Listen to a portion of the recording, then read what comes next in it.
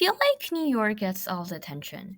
I mean, I get it. The skyscrapers are impressive. There's a Statue of Liberty, Broadway, and endless range of shops and food. However, some of the best restaurants I've been to weren't in the big bustling city, but rather the little town an hour away. After I moved from Shanghai, Cliffside Park, New Jersey became my home for the next 7 years. And when I first came, it was tiny.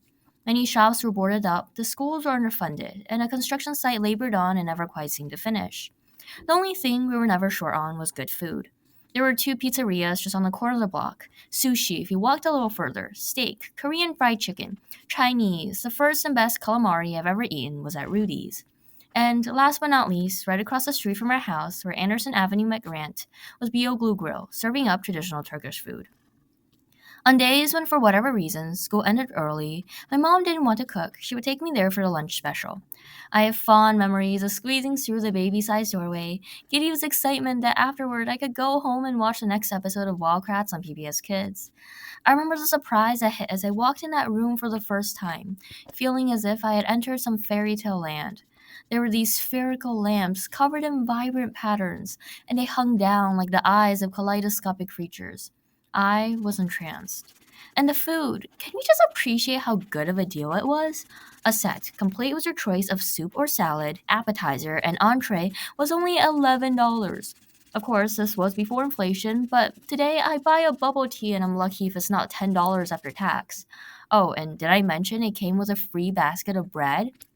Some of the most delicious bread I've ever had. Perfectly chewy, not at all dry, and so fragrant from the sprinkle of sesame seeds. I'm sure it was meant to scoop up all the sauces, but honestly, it was amazing just on its own. We'd switch up the appetizers, and me and my mom would share. There was lebni, a thick yogurt dish with dill and garlic, fluffy and earthy hummus, a chili esme, a flavorful spread I can only describe as Turkish salsa, creamy eggplants, and baba ganoush. For my main, I'd always get the chicken adana, which would be smoky and savory, incredibly juicy, paired so well with a tangy cabbage that dyed my tongue bright purple, and a scoop of fluffy rice. I don't know what they did with that rice, but it was nutty and so, so good. I no longer live in Cliffside Park, and when I left, it was far from the place it had been when I arrived. After countless years of building, the center was complete. Our playgrounds finally had basketball hoops. Trendy cafes popped up, complete with burgers drenched in cheese sauce. I was different. I was no longer the 5-year-old who barely knew an English word other than hi and how are you.